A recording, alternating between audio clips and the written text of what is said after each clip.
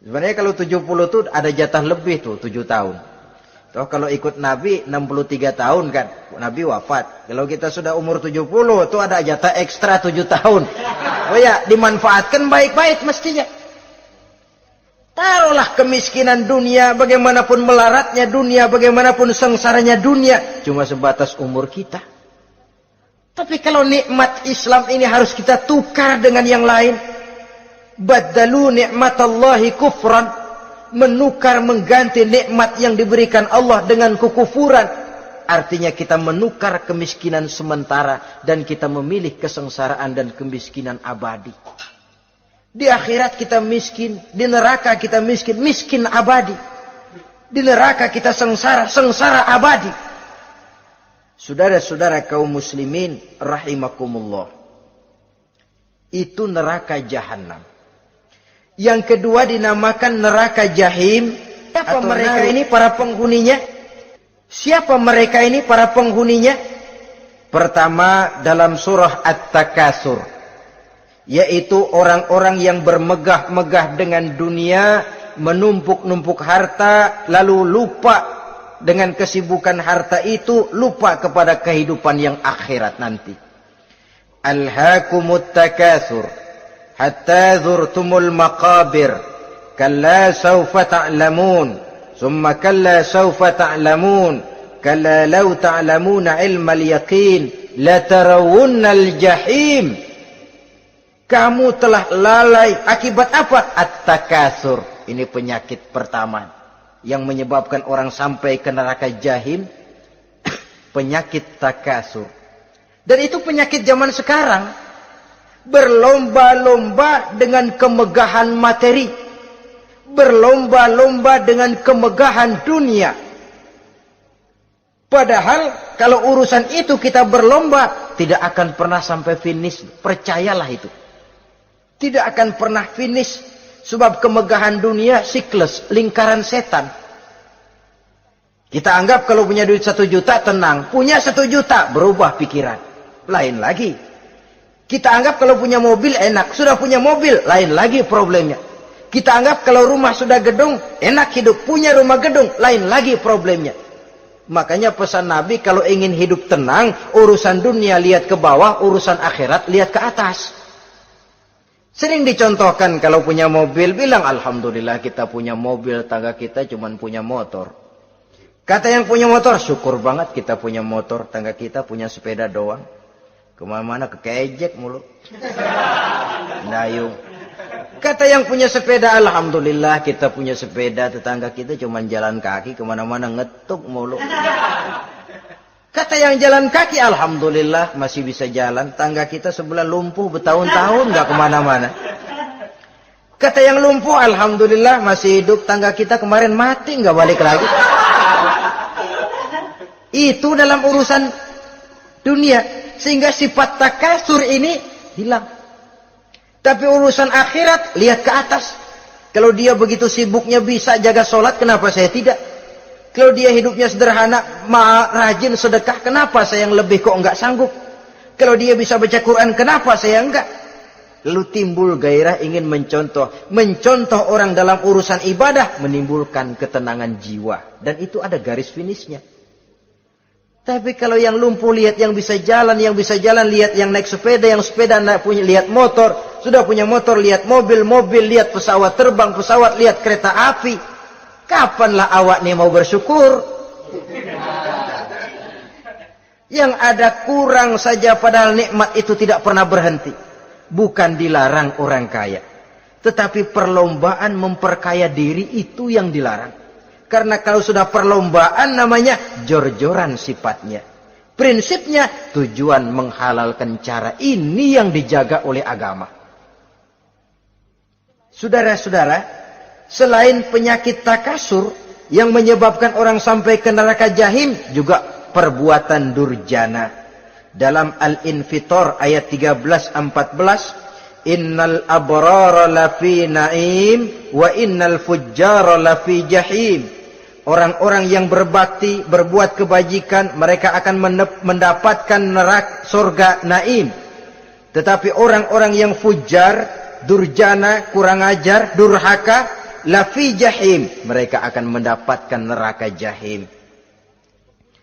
Lalu siapa lagi penghuni jahim itu? Orang-orang yang menentang dan menantang ayat-ayat Allah. Wallazina sa'au fi ayatina mu'ajizin ulaika ashabul jahim. Dan orang-orang yang berusaha menantang ayat-ayat Allah sehingga melemahkan orang-orang yang mau mengikuti rasul-rasul Allah. Menantang ayat Allah dan membuat lemah orang yang mengikuti rasul, melemahkan semangat orang yang mau mengikuti khitah dan perjalanan rasul.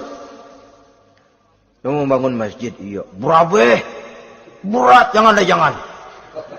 Jangan aja kapok. Majelis taklim, pahit.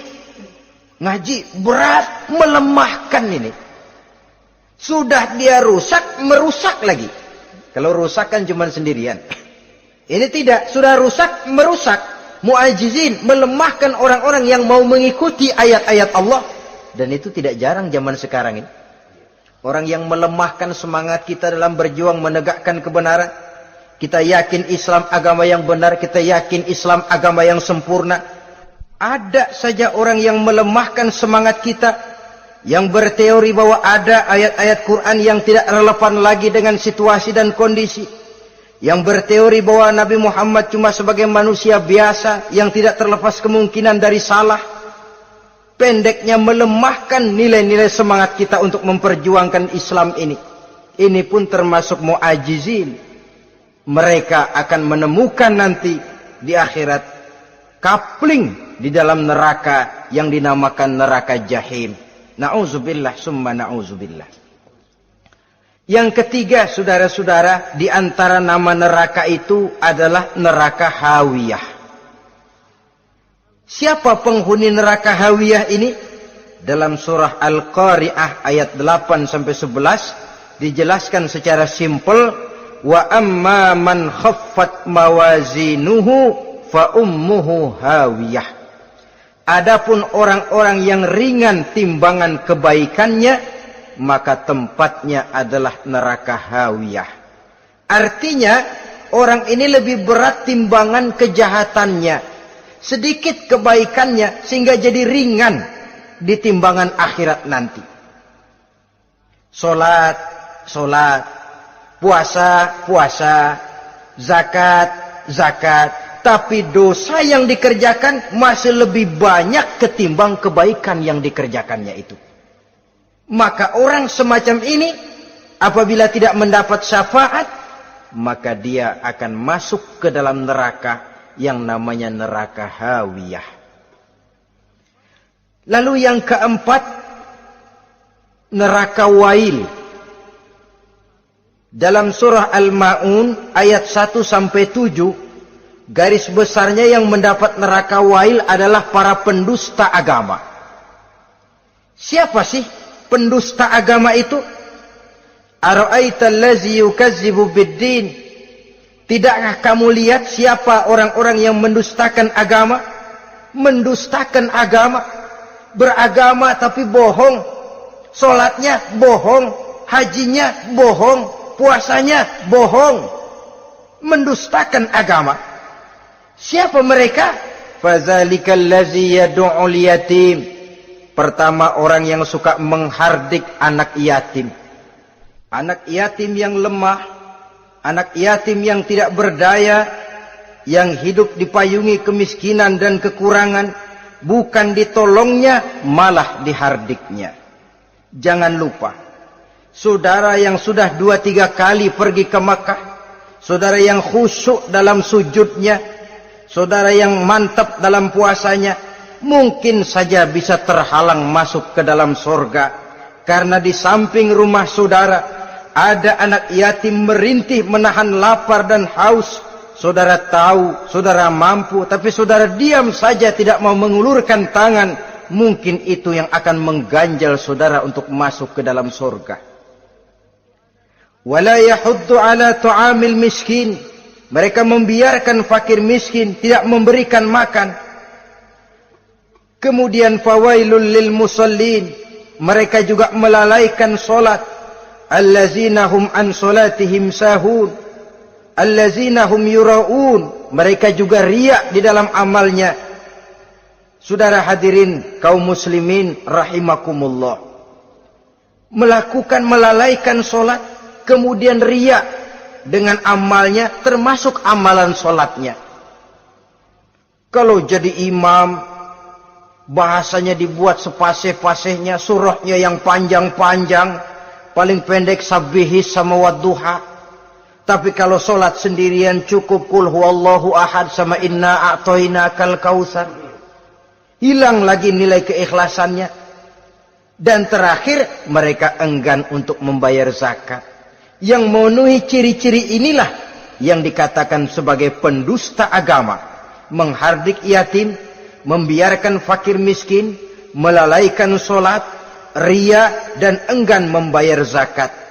Mereka divonis mendapat neraka wail, seperti dalam surah Al-Ma'un ayat 1 sampai dengan 7. Saudara-saudara kaum muslimin rahimakumullah. Yang kelima, neraka sa'ir. Neraka sa'ir ini pertama buat mereka yang memakan harta yatim. Kalau tadi tidak mau membantu, ini malah membantu tapi tujuannya malah ngobyekin anak yatim. Mereka yang memakan harta yatim dalam An-Nisa ayat 10. Innal ladzina ya'kuluna amwalal yatama zulman innama ya'kuluna fi butunihim nara wa sayaslawna sa'ira. Sesungguhnya orang-orang yang memakan harta anak-anak yatim dengan zalim, mereka sebenarnya telah memakan neraka, memasukkan api neraka ke dalam perutnya. Mereka akan dilontarkan ke neraka sa'ir. Selain itu, orang-orang yang mengingkari apa yang diturunkan oleh Allah Subhanahu wa ta'ala, mengingkari kebenaran Quran, mengingkari Rasul, pendeknya mengingkari Islam, dijelaskan dalam surah Luqman ayat 21. Yang keenam, saudara-saudara, yang dinamakan dengan neraka laza namanya. Pertama, untuk pembangkang dan orang yang menjauhi agama. Yang kedua, orang yang berpaling dari kebenaran. Dan yang ketiga, orang yang suka menumpuk-numpuk harta dan menyimpannya, tidak mau membayar zakat, infak, apalagi sedekah. Ini kita temukan penjelasannya dalam surah Al-Ma'arij ayat 15 dan 17. Yang ketujuh dinamakan neraka Sakor. Siapa penghuni neraka Sakor ini? Pertama, orang yang tidak pernah sholat. Yang kedua, tidak pernah memberi makan orang-orang miskin. Yang ketiga, ahli membicarakan yang batil. Strategis betul dia, ulung kalau sudah mengatur kebatilan. Kemudian yang keempat, orang yang mendustakan hari akhir.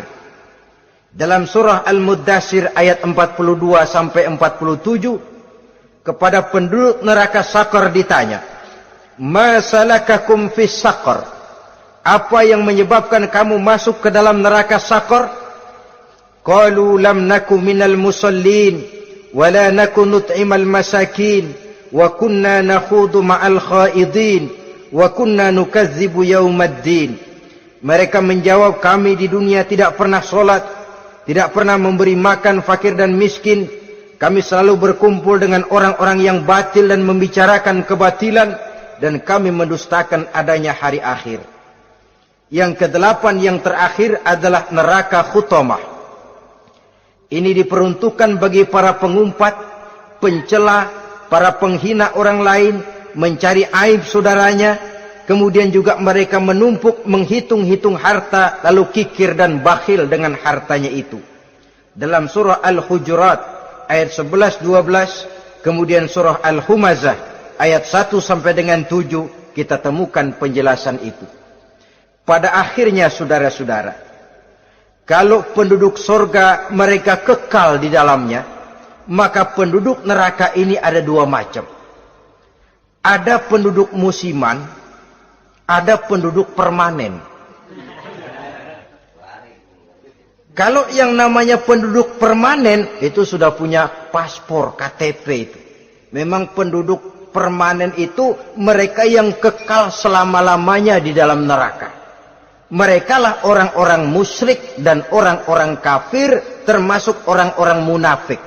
Bahkan lebih dahsyat lagi yang namanya munafik. Kata Allah, innal munafiqin fid darkil asfal minan nar. Orang munafik itu berada di dasar jurang neraka yang paling bawah, keraknya neraka. Saudara-saudara, adapun penduduk yang semi permanen, ia masuk neraka buat sementara saja, sekedar dengan dosa-dosa yang dikerjakannya. Mereka adalah orang-orang mukmin yang asli, orang-orang Islam yang waktu di dunianya berbuat dosa. Mereka masuk ke dalam neraka, menerima azab sesuai dengan dosa yang dikerjakannya. Setelah itu mereka akan diangkat dari surga untuk ditempatkan di dalam, mereka akan diangkat dari neraka untuk ditempatkan di dalam surganya Allah Subhanahu wa taala. Seperti banyak dijelaskan dalam hadis-hadis sahih yang diriwayatkan oleh Imam Bukhari dan Muslim. Nah, inilah sekelumit tentang neraka dan calon-calon penghuninya. Mudah-mudahan Allah jauhkan kita, Allah jauhkan anak cucu kita, Allah jauhkan seluruh keluarga kita dari neraka dan dari azab neraka. Terima kasih dan mohon maaf. Wassalamualaikum warahmatullahi wabarakatuh. Waalaikumsalam warahmatullahi wabarakatuh.